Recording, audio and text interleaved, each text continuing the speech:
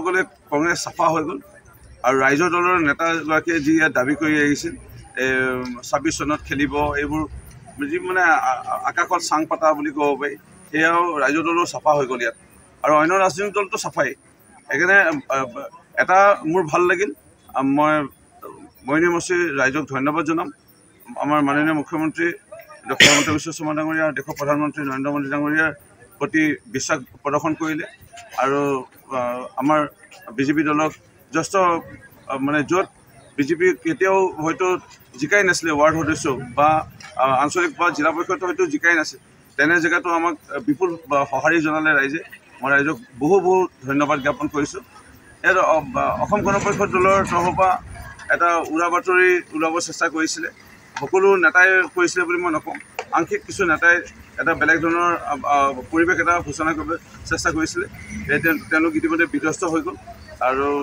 মোৰ ভাল লাগিছে এটাই যে আমাৰ যিটো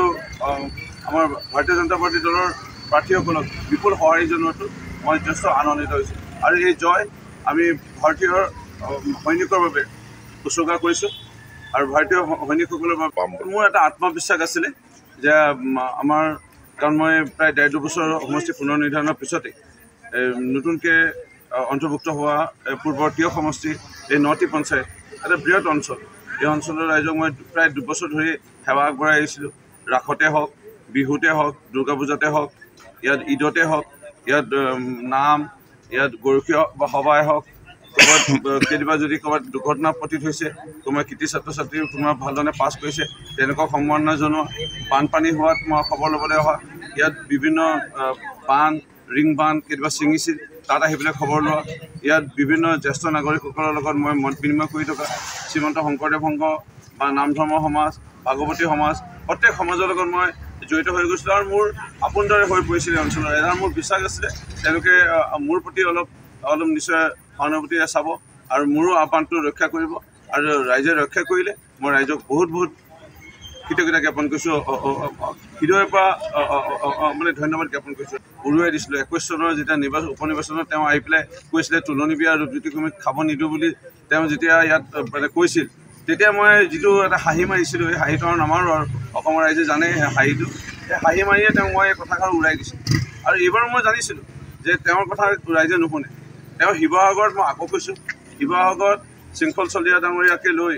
প্ৰায় ৮-১০টামান জাতীয় সংগঠন এই জাতীয় সংগঠনে সহায় নকৰাহেঁতেন তেওঁ কেতিয়াও শিৱসাগৰৰ পৰা জিকিবই নোৱাৰে আৰু তেওঁ যোনটো একেবাৰে শিৱসাগৰ বিধানসভা ৰাইজক যিটো অপদস্থ কৰি থৈছে তেওঁ কি বুলি ক'লে যে মই জেলত আছিলোঁ জেলৰ পৰা ওলাই অনা দিনাখনে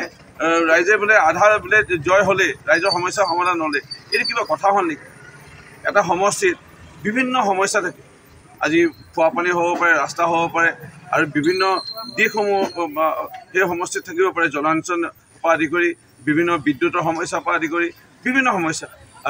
ক'ৰবাত নলা সমস্যা নলা নৰ্দমা সমস্যা সেই সমস্যাবোৰলৈ পিঠি দি এটা হাস্যকৰ যিটো কথাৰে শিৱসাগৰ বিধানসভাবাসী ৰাইজক অপদস্থ কৰি দিছে সেই লোকজনে আকৌ আহি পেলাই অসমত তেওঁ ডাঙৰ নেতা হ'ব বিচাৰে